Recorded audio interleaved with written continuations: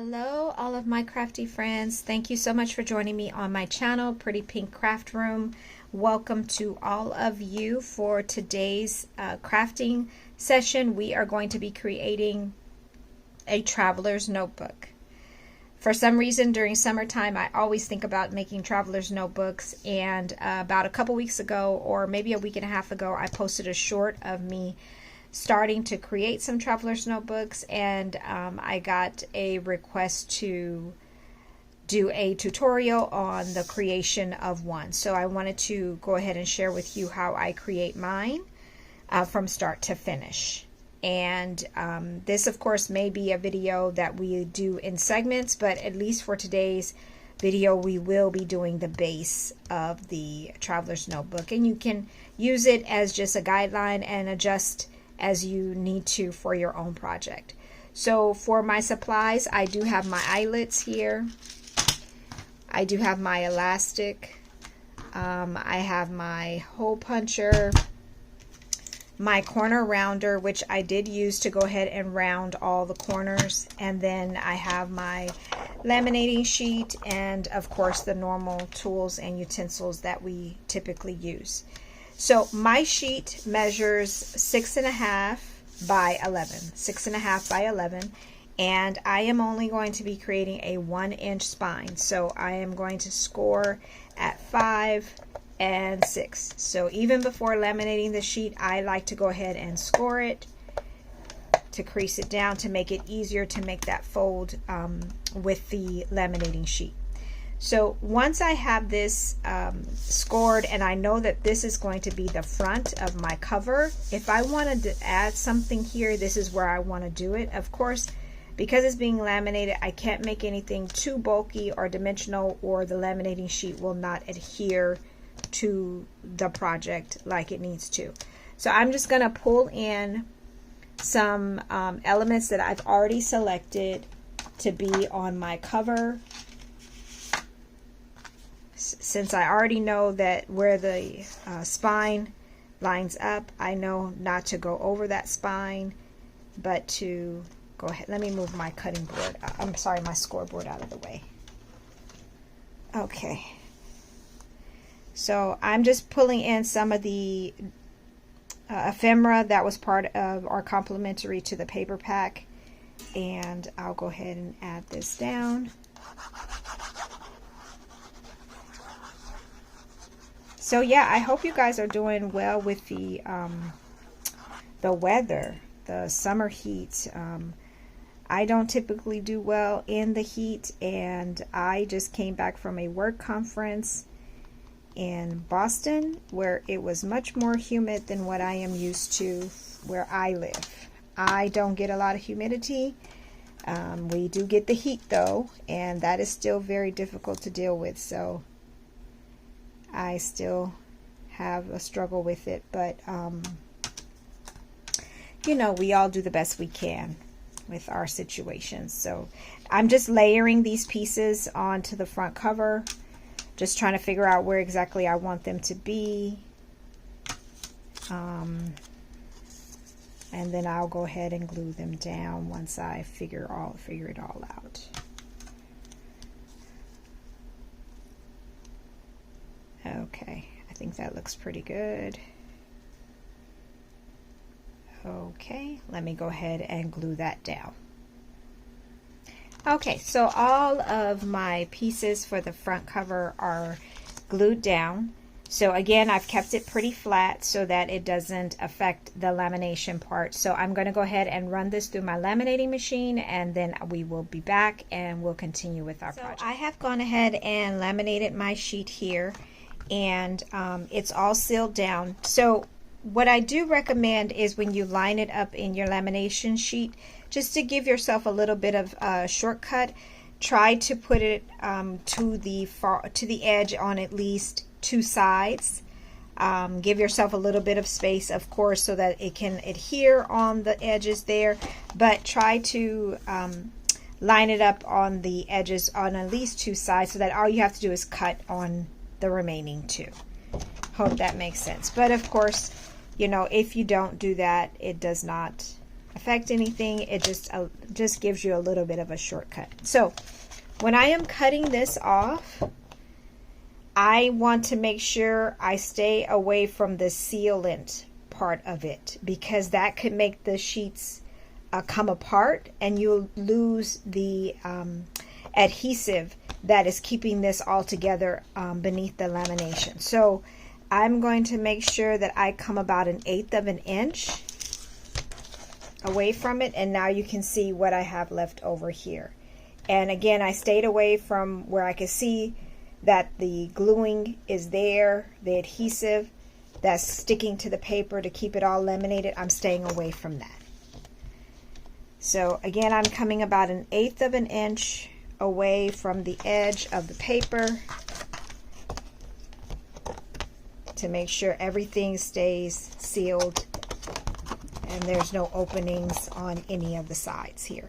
Okay, so now that I've done that, I'm going to go ahead and round my corners, and I'm just going to use my regular scissors to do that, because sometimes when I attempt to do it with my corner rounder, it can become very difficult to get it to cut because the papers are so thick. So I just do the best I can. I just eyeball it and just round them the best I can. Okay. So now I'm going to bring back in my scoreboard, and I'm going to score the paper again for the spine. But because it has the lamination on it, it's not going to be 5 and 6 anymore. It's going to be like 5 and 1/8 now. So just find your original spine that you did with the paper and just run it through again a couple times, trying to get that laminated sheet kind of used to where you're about to bend it. And then I'm going to fold it over and do the same thing.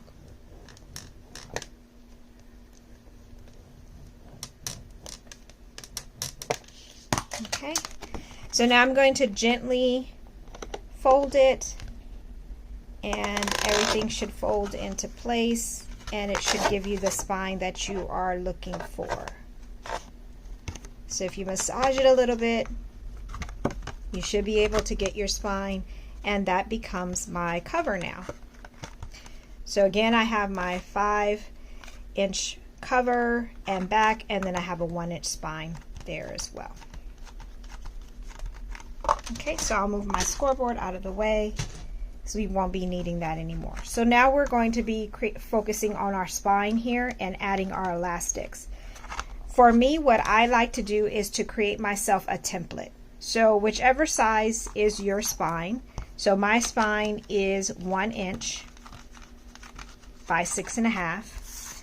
So I have created myself a sheet, just a scratch sheet of paper that measures 1 inch by 6.5. So to make my holes for my elastic even, what I have done is scored some lines on my template to make sure where I make my holes is even and consistent from the top and the bottom and the middle. So I'll show you. Gotta bring back in my scoreboard. I thought I was done with it, but I'm not. Okay, so this is my template for my 1-inch spine. So I know that I want my first hole to be 1/4 of an inch from the edge of this paper. So I'm going to score it at 1/4 of an inch. Then I'm going to score it at the middle, and then 1/4 of an inch from the right edge. So that gives me those 3 score lines here. Then when I turn it counterclockwise, I know I want my holes to be 1/4 of an inch from the top and 1/4 of an inch from the bottom.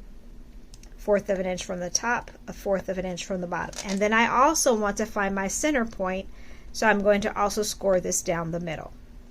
So again, I'm just doing a score line at 1/4 of an inch from the left edge, 1/4 of an inch from the right edge, and a score line down the middle.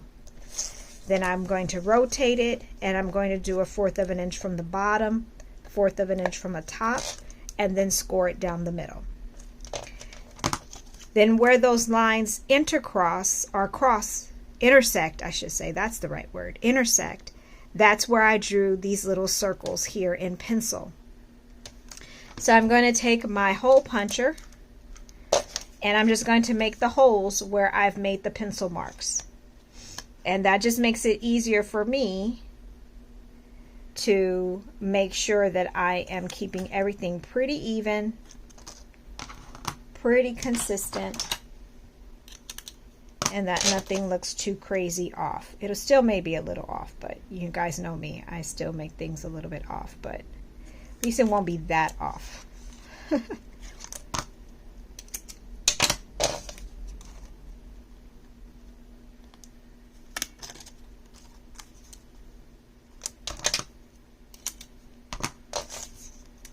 Okay, so I just have these final 2 holes to make. You guys can see that I am just making holes where I made my pencil marks at. And it's good for me to keep a template, because if I'm making several of these, then I just use the same template for all of them. And that just helps me.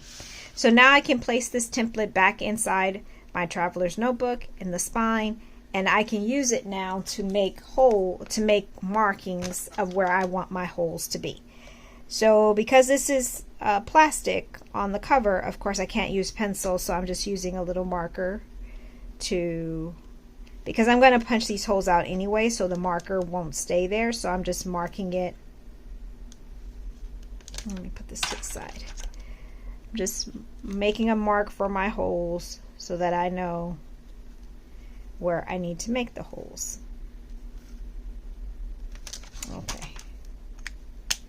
So now I can move this template out of the way, and I can use my hole punch to go ahead and make the actual holes.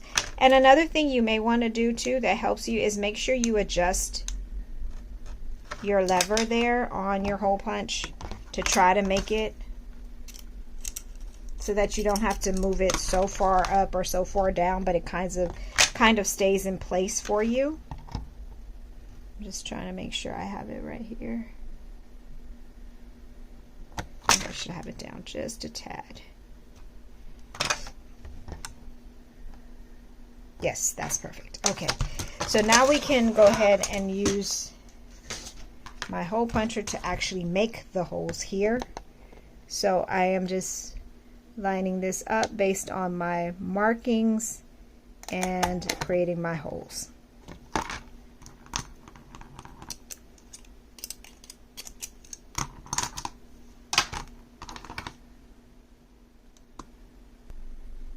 I've made the 4 holes, the 2 at the top and the 2 at the bottom. The only thing left is my middle hole. So I don't have the long long hole puncher that can make that center hole for me. So I take my little picker or owl. You can use an owl for it, any type of sharp pokey tool that you have, and you can just press through it and you make your hole. And there is my hole in the center. So now I'm just going to apply my eyelets, and I have these cute little pink eyelets that kind of matches the paper, and I'm going to go ahead and set them inside like so, and then secure them down.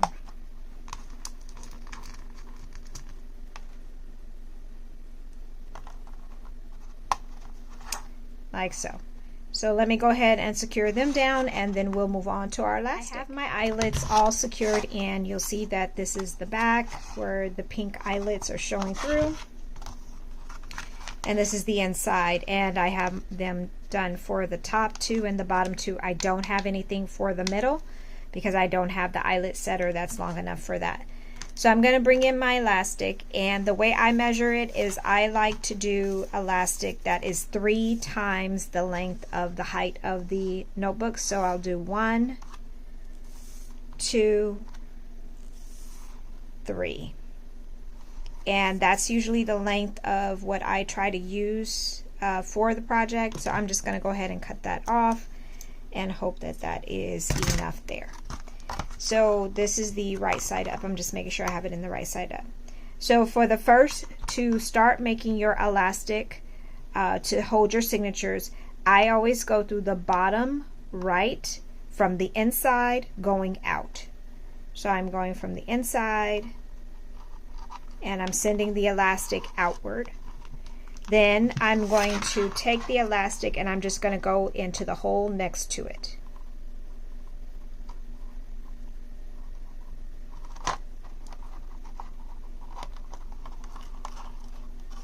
So now it just creates this loop in the back here, like so. So then I'm just going to take the same and I'm just going to go up to the top and go from the inside going out. And I just want to make sure that I'm not twisting my elastic because I don't want it to be twisted. I want it to stay straight.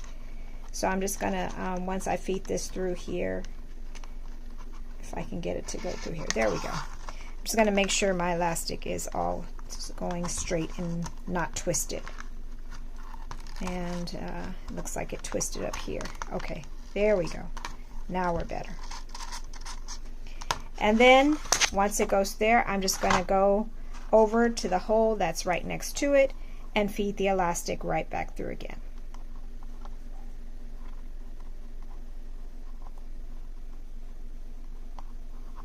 And these holes are a bit smaller, I think.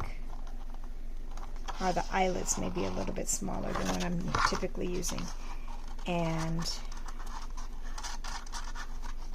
now I'm just trying to even out the elastic because now we're ready to tie it off.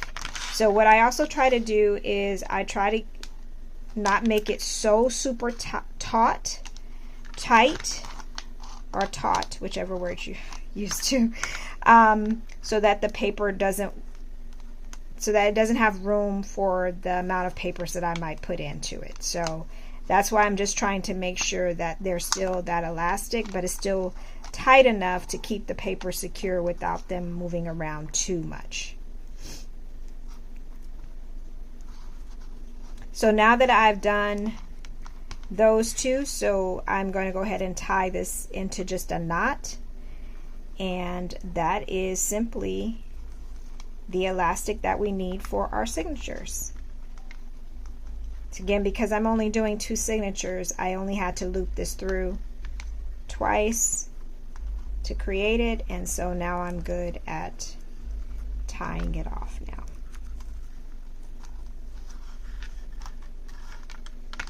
And I like to double knot it just because that's me. I just like things to stay super secure and that there is no chance of anything coming apart. Okay, so now you have your 2 elastics for your signature, and these little tails that you have, if you want to cut them, you can. If you want to put beads on them, you can do that. If you want to, you know, put dangly things on there for decorative purposes, you can try to go ahead and do that. But our 2 elastics are now in, and of course this is how our outside looks, and that's how I want it to be, flat like that, like so. Okay, so now we need to work on our middle. Now for the middle, again, I want to take my elastic and try to gauge how much I need to keep it secure. So it's a little tangled here, so let me figure out how to get it all loose.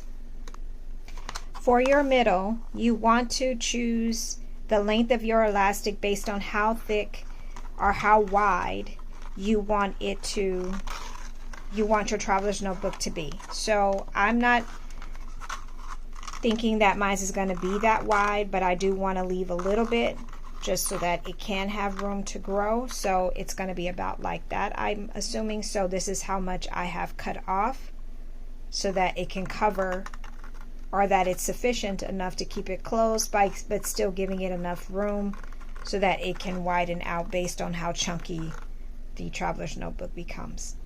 So once you've gauged that, again, you're keeping it even in half, and you want to take that center point, and your goal is to feed it through this middle hole out to your spine area here.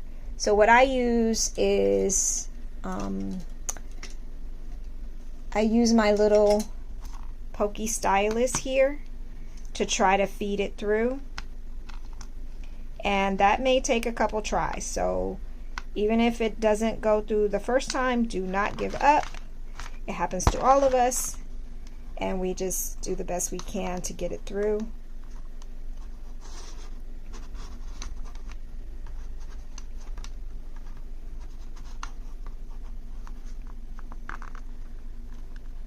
So you can see right now, it does feel like I'm struggling with it, but that is absolutely normal. So I fed it through the hole.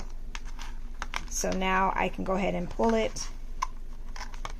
Again, I'm going to measure it again once I pull it to make sure I've pulled enough and try to keep it even.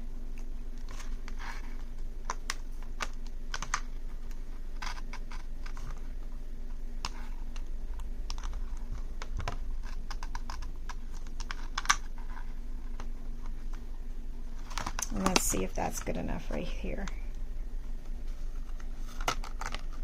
Oh, that looks like it's pretty good. That looks like it's actually really good.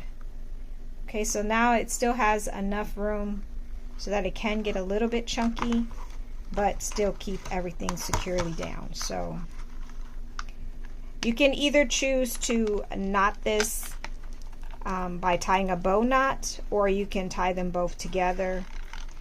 Either one, whichever works for you. So to me, it seems like I get it better when I just do just a little slip knot there.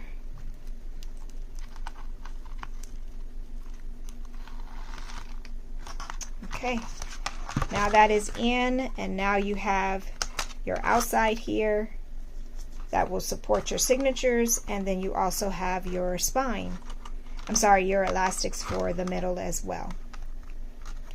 So I'm wondering if I should have made that a little bit tighter. I feel like I should have made it a little bit tighter. Okay, let's make that a little bit tighter. One moment. I adjusted my string here, and so I feel like it's a lot better. I may regret it later because I tend to make these things much more chunkier than it needs to be, but I just kind of felt like I needed to bring it in a little bit tighter. So hopefully I don't regret it later, but we'll see what happens. Okay, so now we're ready to put in our signatures. And what I do is I'm just looking for my ruler. What did I do with it? I just had it. Where did it go?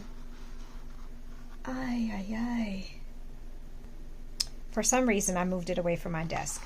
Okay, so in order to measure how wide and tall I need to make my papers, and I want to give you this guide because then you can use it for whatever size of traveler's notebook you're trying to make.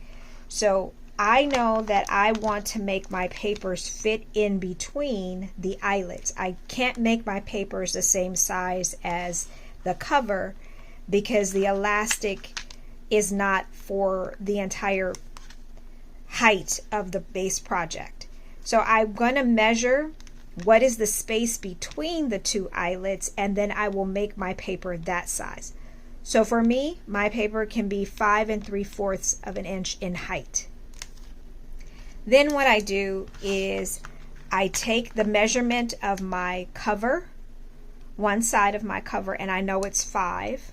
However, I can't make my papers be 5 inches in width because it will, once you close the album, the papers will stick out. And I like to make things overhang and, you know, things like that. So I always come 1/2 of an inch narrower than my cover. So now I know my papers can be 5 3/4 of an inch in height and 4 1/2 in width. So basically it would be a 9-inch wide piece of paper folded in half. So again, that's just a little guide for you of how you can use it to create whatever size papers you need for your traveler's notebook. So I've also decided that I want 3 cardstock papers on each signature. Of course, I'm going to also fill it with writing paper, maybe some coffee dye paper, some other journaling paper is going to be inside here as well. But for the actual cardstock paper, the design paper, I'm going to use 3 in each of these, so I needed 6. So I went ahead and chose these 6. 3 for one, 3 for the other of my signatures. So these, of course, are 12 inches, but again, as I mentioned, I can only have them be 9. So I can make the decision of cutting them down to 9, or what I can do is I can use them to create pockets, side pockets, and I can use them to create flip out pages. So that's what we're going to do. So I am going to take this first one that measures 5 3/4 by 12, and I'm just going to score it to create flip outs for me.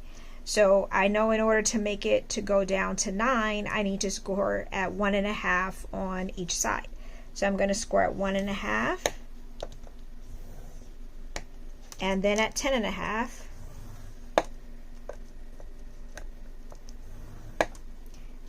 and that will give me my flip out pages like so. Oh, and then I also need to score down the middle, which is 4.5. I'm sorry. So in actuality, you should go 1.5, 6, and 10.5. And then when I fold it, this will become the first page of my signature. And then once I do it, I can make this either a flip out page or I can make it a pocket, whichever one I want to do. But that's all now completely done. And I'm just going to crease these down a little bit.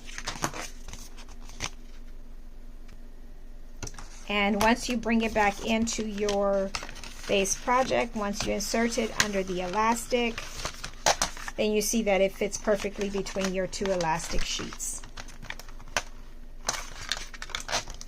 So then you can continue building by adding more sheets here. So I'm just going to do one more with you. And again, this one I'm just going to score it in half at 6. Actually, you know what? Let's do something a little bit different. Let's see. I'll do 4.5, 9. Let's do that. Let's do 4.5 and 9. And then this will go like that. And then I can make a decision of what to do with that 3-inch panel. So all I did was I scored at 4.5 and 9, and I have this little 3-inch panel, and then I'll make a decision of how to use that 3-inch panel, and these will just go inside here like so. And then I'll do the last one, and I'll do it in the opposite direction. So I will do 3, and then 4.5, I'll do 7. Okay.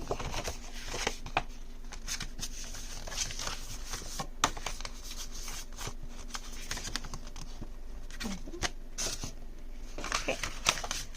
So I've put all 3 of these base pages together. So this is the first one. Second one has this little panel here. And the third one has the little panel on the opposite side. And again, that can be used for flip up pages. That can be used for flip out pages, whichever you like. And I'm going to put that in my elastic. Now, what I typically do to make it easier on myself too is whatever design, base design I do for the first signature, I tend to do it for the second one as well. So I'm going to do the same exact thing for the second one, and then I will be back and I will show you how that came together. My base pages have been added in. So this is the first one. There's a flip out here. Then there's a flip out here. And then this is the middle, and there's a flip out there. And then there's a flip out there. And that's the first signature. Here's a second one. Flip out. No flip out. There's a flip out there. There's not one there. It's a flip out there. and then there's a flip out there too. So those are our base pages, and of course when we get back together again on the next video, I'll show you the pages that I'm adding in there, and we still have to sew the signatures together, so we'll do that with a three-hole pamphlet stitch, simple stitching, and we'll put it all together. So until next time, I'm really excited with this project and how it turned out so far. I know it hasn't even been decorated, nothing's been put on it, but I'm still very excited to be doing this with you all too. So thank you for joining me on today's video. I look forward to crafting with you guys very soon. And again, if you have not subscribed to my channel, I hope you will consider subscribing.